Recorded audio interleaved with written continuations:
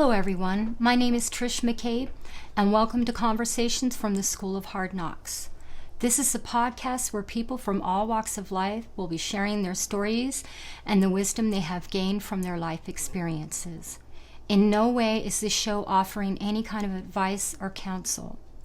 These conversations will be of a very sensitive nature, so please be respectful in your comments, and thank you for watching. Hello, everyone. My name is Trish. Welcome to Conversations from the School of Hard Knocks. Today, I'm going to be talking with my friend Anna on the topic of adult children of alcoholics and substance abusers. Because this topic has many layers, this will more than likely be the first episode in a series on this topic. Alrighty then. So, hello, Anna. How are you doing? I'm good, Trish. I am very honored to be here. Thank you for letting me be here. Thank you for joining me. It means the world to me. Per our discussion earlier, you had, we had discussed that you were raised by a father who is addicted to prescription drugs. And so what was that like growing up? I'd like to say it was easy, but it wasn't. Most people don't even think that, pills can be abused, but it was definitely interesting. I can remember coming home from school and wondering if I was going to find him overdosed. I can remember being abused because he was out of pain medications. I can remember, a lot of stuff. And it was rough. It was real rough, especially, having to get off the school bus and look up and, my God, please don't let me find him overdosed. You know what I mean? Oh boy. Yeah. And obviously that's a very traumatic thing. Yeah. Yeah. And I was the one that had to bear the brunt of it because my brother was never home and my mom was working. So, I was always the first one home. So I was always the first one that got to worry about that. I had a similar situation with my mother once who had taken too many pills, and the stress of that. Coming home, I was by myself, and I had to call my uncle and be instructed on what to do, and it was very traumatizing. And I think I gave you my notes, and we went over some of the bullet points that I put together with my awesome niece. And a couple of the bullet points on this topic was abandonment, neglect, and then the most important part is the internalization that we Absolutely. have of, when that happens, we, in some way, we feel responsible. Oh, yeah, absolutely. I mean, you absolutely feel responsible. I mean, you internalize it, and you constantly sit there, well, if only I could do this, or you try to figure out how you can help this parent, and it just doesn't work that way. So you take everything on and you make it about you. Yes. Now your situation is you discussed that your father was abusive at times, especially when he wasn't able to get his medication. He was. I can remember that I want to say it started probably when I was 10 or 11, at least hardcore that I can remember. He'd take too much medicine, and then when the prescription ran out, after they changed the laws and everything to where you had to wait a specific time to get it refilled, he'd be without medication.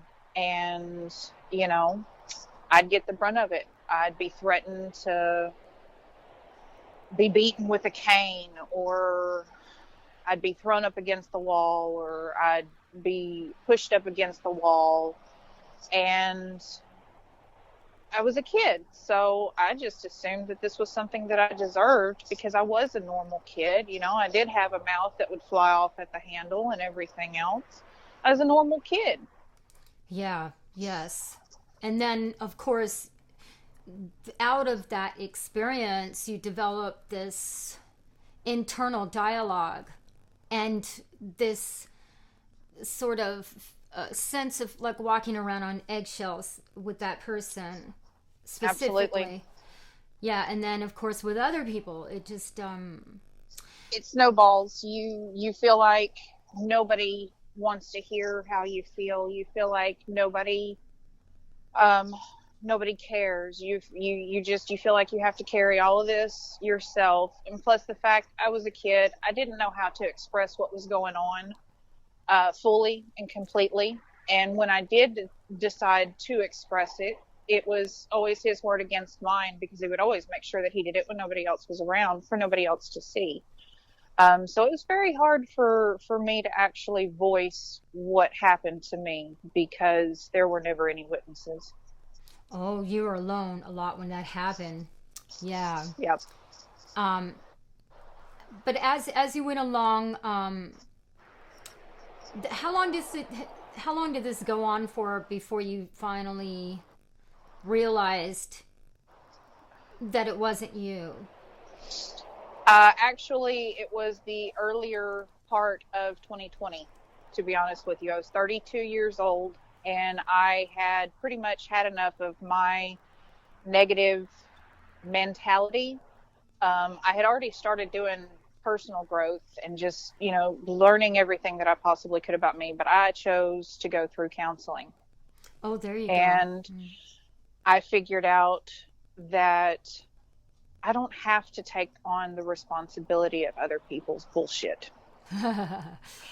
Um, Yes. I I don't have to I don't have to accept anything less than I deserve.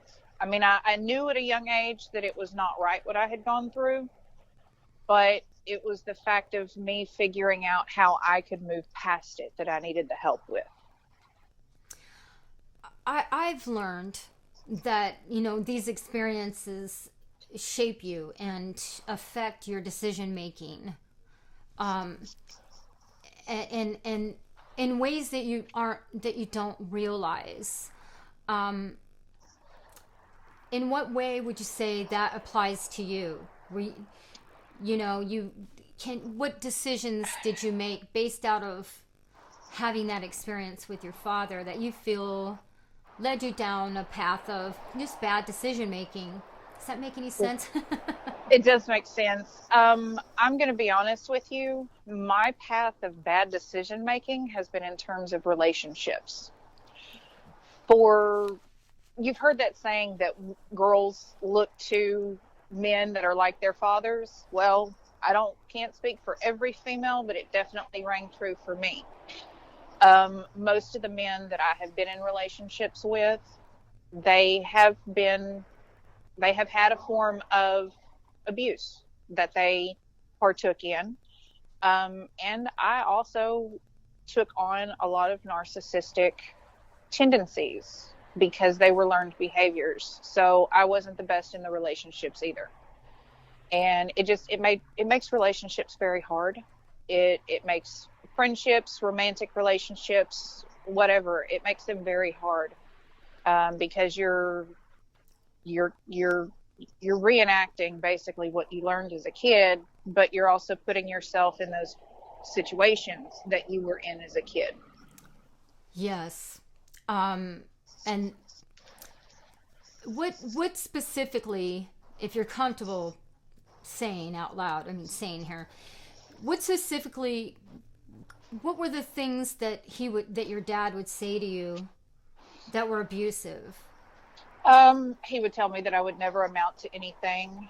Oh, Um, there were plenty of times that I was told that I was a piece of shit.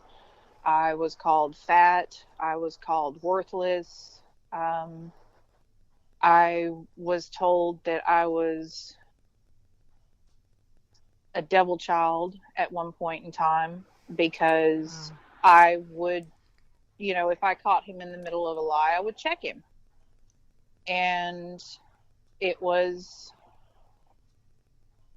it was very hard to go through that as a child, and then as you grow up into an adult, you believe those things. Yes. You form that negative inner monologue based on these negative talks that you received from somebody who was supposed to have loved you unconditionally. Yes. And then you internalize them. And then Hmm. that starts that internal dialogue of, Starts that perpetual cycle of you constantly dogging on yourself yes, and repeating everything that you've ever been told, and repeating it to yourself.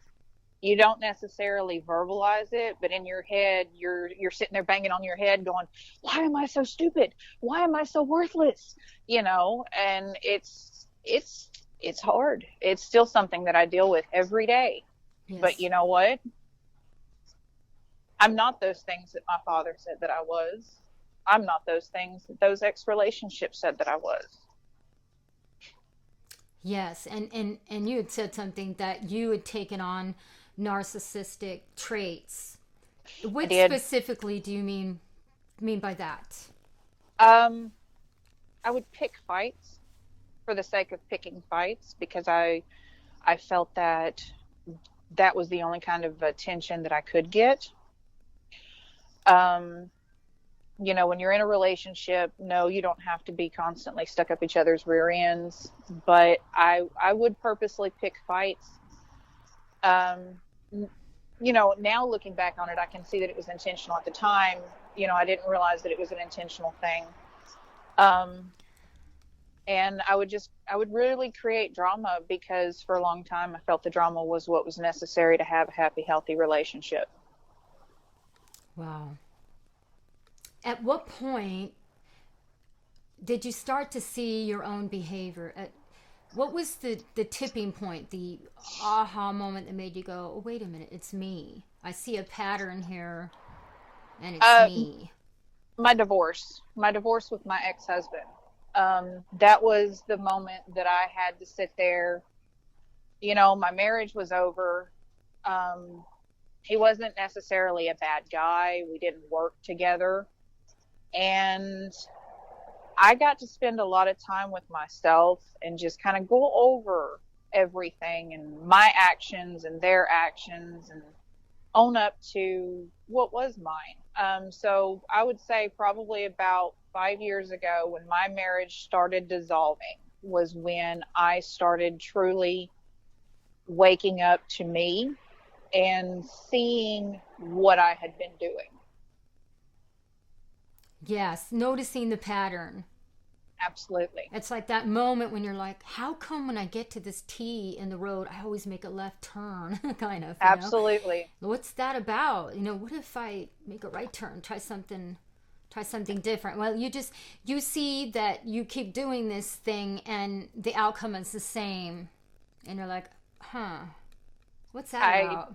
At that point, I chose not to repeat the insanity anymore because insanity is repeating the same actions over and over again, expecting a different outcome.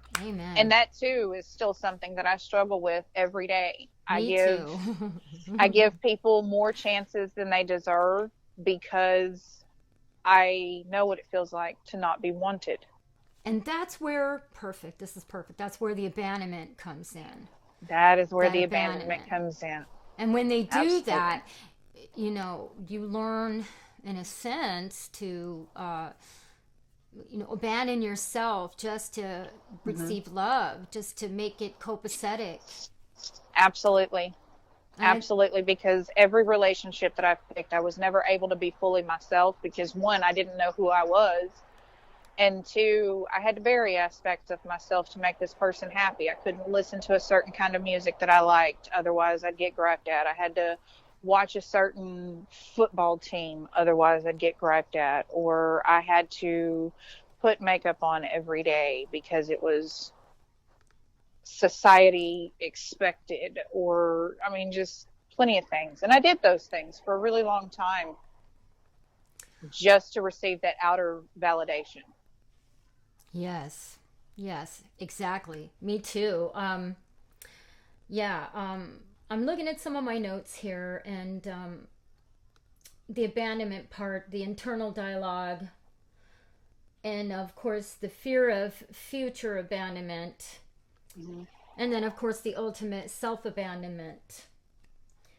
But all I think the hardest thing to get past is the internal dialogue that's constantly trying to get its way into your mind when you're trying to break these patterns. And yeah, that's been a big struggle for me. What do you do to help yourself deal with your internal dialogue when it's what has been useful for you?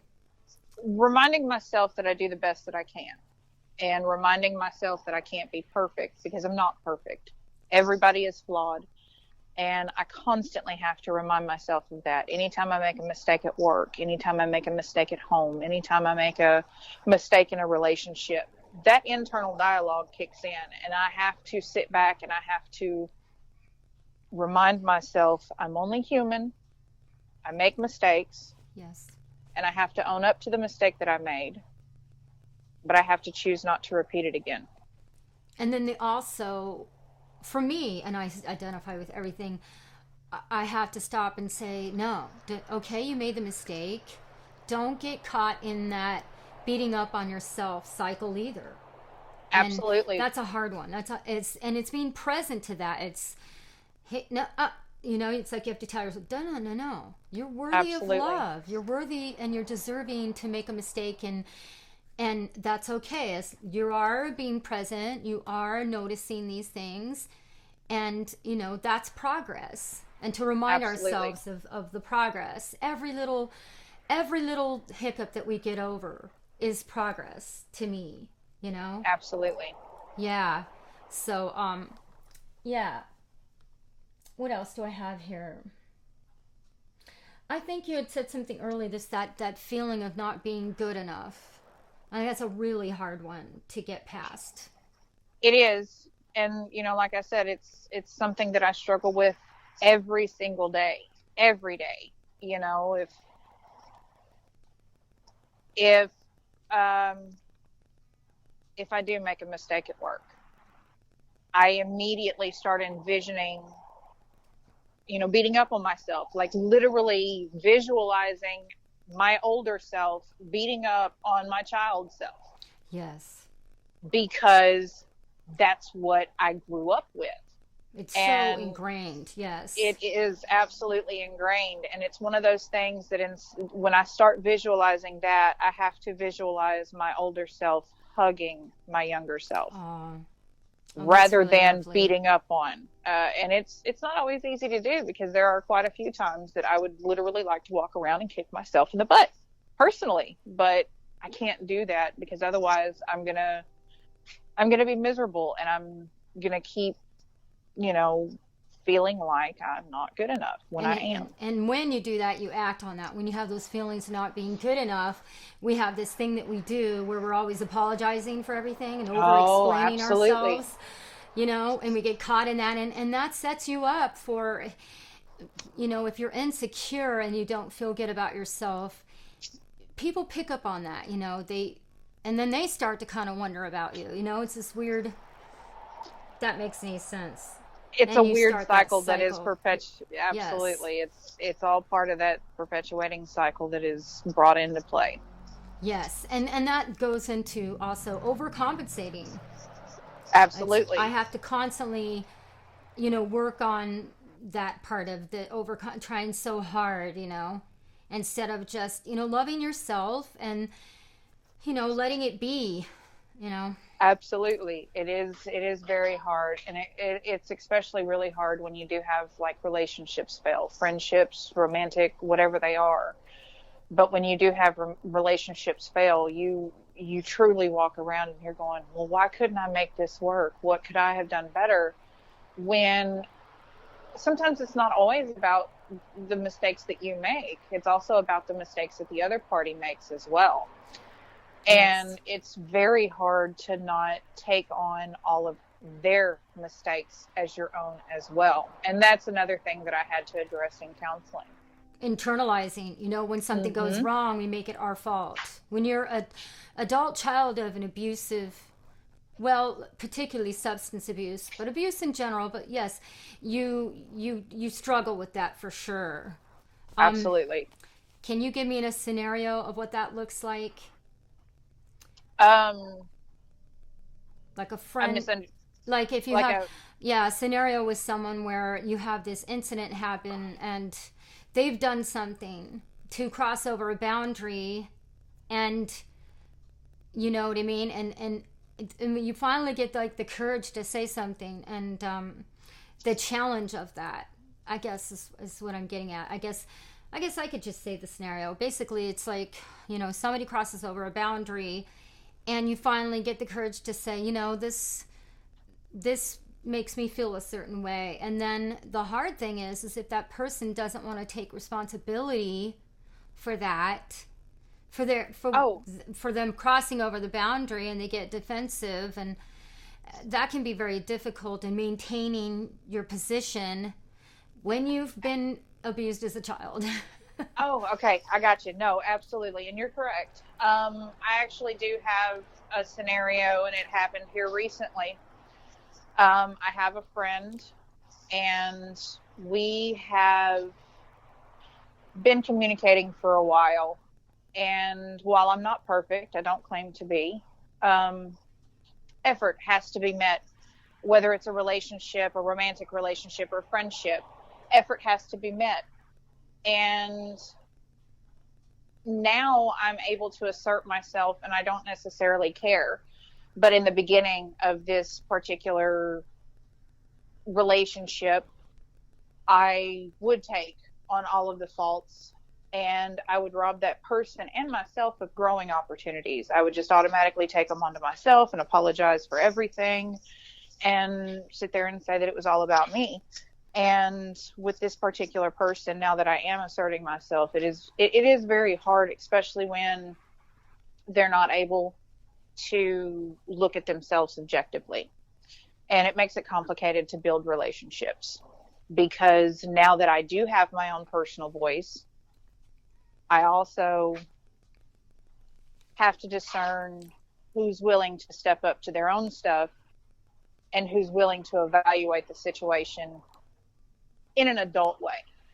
That's how I'm going to say, actually talk it out instead of uh, throwing insults back and forth to each other. And I fall into that pattern still. I'll immediately go into that defense mode, and I'll start yelling and I'll start screaming sometimes. But as I've gotten older, I realize that's not the energy I need to be in. I need to be adult about it, and I need to sit down and talk about it. And the yelling and the screaming comes from me wanting to express the anger and frustration that I had as a child that I'd never got to express because of everything that happened to me. Yes, and when you're in that situation with an abusive parent, you learn those narcissistic traits of deflection, of, Absolutely. you learn that if they call you a name, you get to call them a name back, and you get Absolutely. caught in that trap of character assassination versus really addressing the real issue. It's a sabotage thing, The narcissist, Absolutely. yeah, they will deflect and put that on you and divert you away from your initial point. And then you get caught up, and then you're so emotional, you don't realize that's what you've done to yourself. And I think the hardest thing being a victim of what we're talking about here is just honoring ourselves, and Yes. honoring our boundaries, and stating our case. And if it means that person isn't going to understand, well, it is what it is. It's your boundary, and if you don't honor it, it's going to keep happening, obviously. Absolutely. Absolutely. And that's pretty much where we're at in this particular situation. I've taken on far too much for far too long. And now that I do finally have my voice, and I am finally able to assert myself most of the time in a constructive way. And I say most of the time because I'm not perfect. Again, I do still fall back into those patterns. Um, but most of the time when I express myself in a constructive way, I immediately get character assassination or mud thrown at me, and and that's not okay. That's not healthy by any means for anybody, for the person who's doing it and the person who is taking it.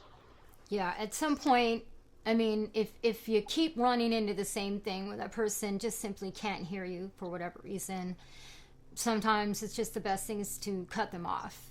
You know, take a Absolutely, time out, absolutely, or sometimes even you have to love them from afar, but you can't have them in your life because it's a very toxic cycle. absolutely. Yeah. And when you've gone through what we've gone through, and you've worked as hard as you can to crawl out of the hole that was dug for you and by you, you don't want to get thrown back in that hole again. So you Yes. you have to make the hardest decision, one of the hardest decisions that any person will ever have to make, and that is to end any kind of relationship, friendship, romantic, even just a sexual friend. If it's not a healthy situation, you have to bail. You have to just get out of there. Yes. And then the harder thing, if you're not able, I mean, in society, we're just we have there's so much codependency, and that can really get in the way without you even Oh, knowing it. absolutely, absolutely. Because I even started to develop codependency on my daughter.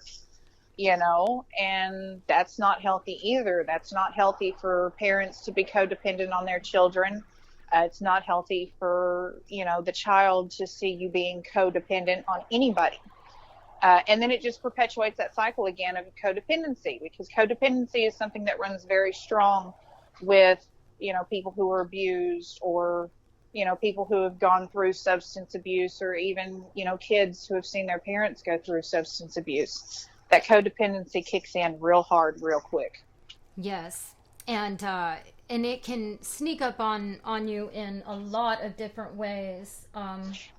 You know, Absolutely. uh, I think I think one of the components in that is that you edit yourself and you have a hard time being honest, and you know codependency, you develop this like covert way of communicating instead of being direct. So I think that when we have that cycle so much in us, it's so hard to realize that it's happening again. I probably sound repetitive here, but a codependency No, is a big part of what happens to us when we grow up this way, for sure. it Yeah. it is. It absolutely Looking at my is. notes And here.